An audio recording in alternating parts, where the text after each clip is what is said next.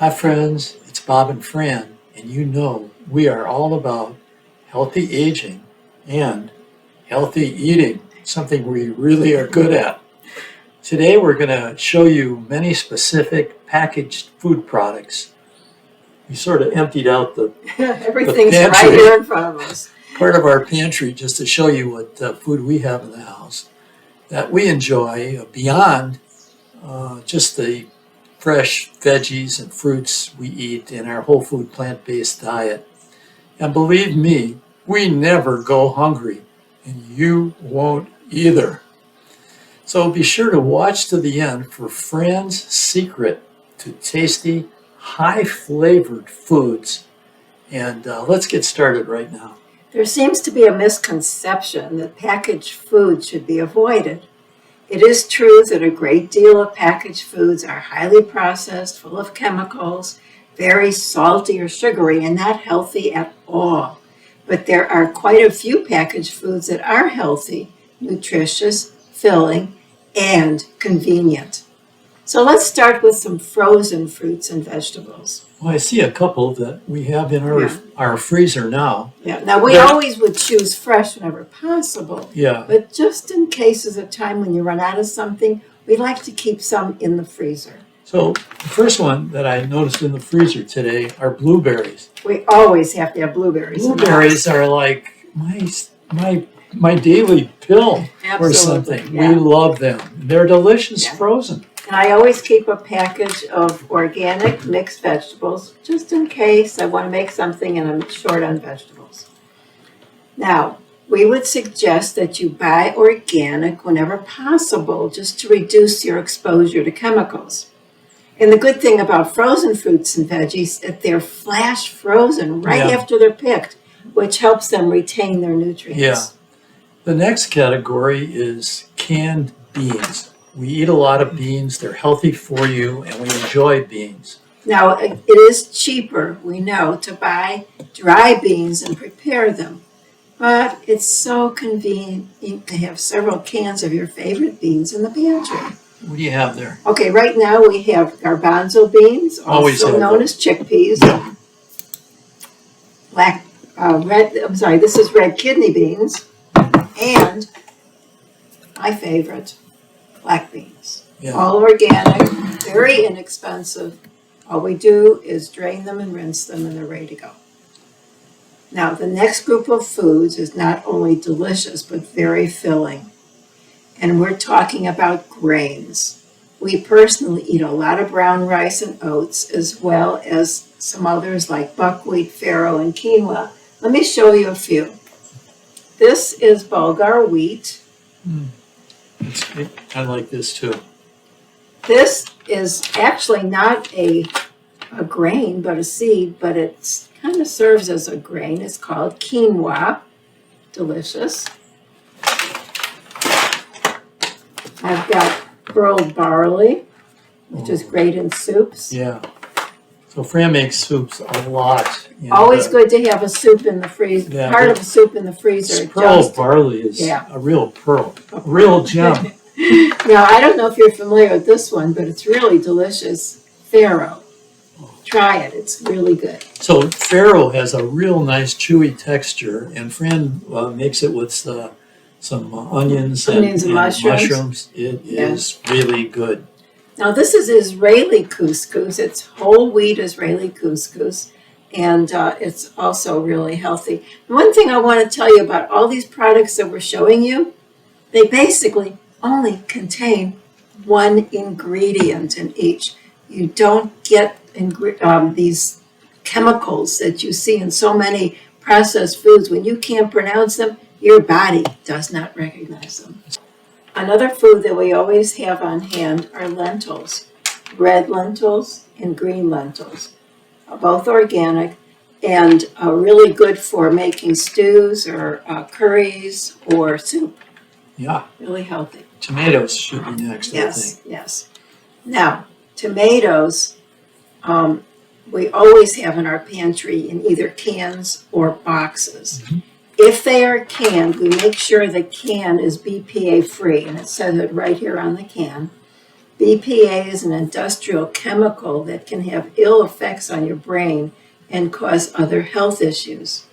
And the acid in the tomatoes can cause the BPA to leach into our food. That's why it's important to get BPA-free cans if you buy canned tomatoes. So, one of my personal favorites is anything Italian.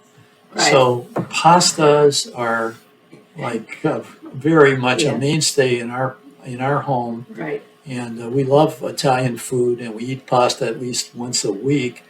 And we buy only whole wheat pasta. And organic whenever possible. So what do we have in the house? Oh, we can have this tonight. Yeah, here is penna, whole wheat penna. This one you may not have tried. This is whole wheat orzo, which is great in soups. Just delicious. Whole wheat organic spaghetti. And whole grain, non-GMO lasagna noodles. So Fran makes a regular lasagna. She also makes something she calls the lasagna roll-ups. Those are really good. Those are really excellent. Thank you. Love them. Well, let's talk about tofu. We eat some tofu. Okay. Many of you don't realize that there are different kinds of tofu to be used for different recipes. So I want to share a few with you today. This one is shelf-stable tofu. That means that it's not in the refrigerator section of your store. It's on the shelf in many Asian sections of supermarkets. And we buy the soft tofu in the shelf-stable because I use this to make low-fat mayonnaise or chocolate pudding. Now, the kind of tofu that we use most often is extra firm tofu packed in water in the refrigerator section. This is great, for example, for a tofu scramble or eggless egg salad. But now there's another kind of tofu that I really like. This is super firm tofu that's not packed in water. And so it's perfect for using in your air fryer, or you could use it in the oven to bake tofu chunks to add to a recipe. So we have 3 different kinds of tofu for different purposes. What about the soy curls? Isn't that, that's like... Have you heard of this one? This is my chicken, my favorite chicken. I almost forget that this is tofu because it's dried, it's dehydrated soy, and it comes in a bag, and you just use a little, you put it into some water to rehydrate it, and it can be chicken in your chicken soup. You can make it chicken fajitas. Stir fries. Oh, and the parts at the bottom that are kind of broken are great for barbecued beef. Yeah, barbecued fake beef. Right. Let's talk a little bit about raw nuts and seeds. I know that we always have them in the house, and they're good in small quantities. Right. Now, if you have a heart issue, we would recommend that you avoid nuts and seeds. But if you don't have a health issue, then feel free to use, well, at least we use raw nuts and seeds in baking and salads and cereal. And going along with that is a very important addition to our diet is flaxseed meal. Flaxseed meal is, you can buy it in seeds and grind it yourself, but this is so much easier, and I just keep it in the refrigerator or freezer once it's open so it doesn't go rancid. Flaxseed meal supplies us with our omega-3 fatty acids, which are a very important part of our diet. So we have it, I know, in our cereal every morning. I put a tablespoon in our cereal each morning, and that's sufficient to supply our omega-3s. What about nutritional yeast, or nooch, as you all call it? If you haven't heard or tried nutritional yeast, I highly recommend it. Not only is it cheesy tasting, but it's really good for you. And you can sprinkle it on air pop popcorn. You can make a a cheese sauce with it. It really does taste like cheese, but it's just nutritional yeast. It's good for you. And It supplies you. isn't it full of vitamin B12? 12, right. Yeah. Which you normally can't get from a plant-based diet. Yeah. So that's a good way Yeah. to get some vitamin B12. Tasty way. Yeah. Yeah. Okay. Let's talk about dried fruits. Okay. I know you like your dates. I love medjool dates. I'm not that big on those No, you're dates, not. but I like golden raisins and other dried foods. Right. And I think while we don't overdo the dried foods, it's always good. Prunes, dried apricots, figs, Right. all those foods seem to be very healthy. Yeah, good for snacking. And, Healthy. They come in packages, but Yeah. pretty darn good. Yeah. Now, the last category that Bob was teasing you about before is spices. Lots of spices. I use them in just about everything, and they can make a huge difference in your cooking. I like, and I think I'm speaking for Fran as well, high flavored foods. So I know a lot of vegan recipes look and taste kind of bland. Yeah, not our food. No. So I use, just to give you an example, I use garlic powder, onion powder, cumin, garam masala, curry powder, oregano, hold it, slow down. I'm writing notes here.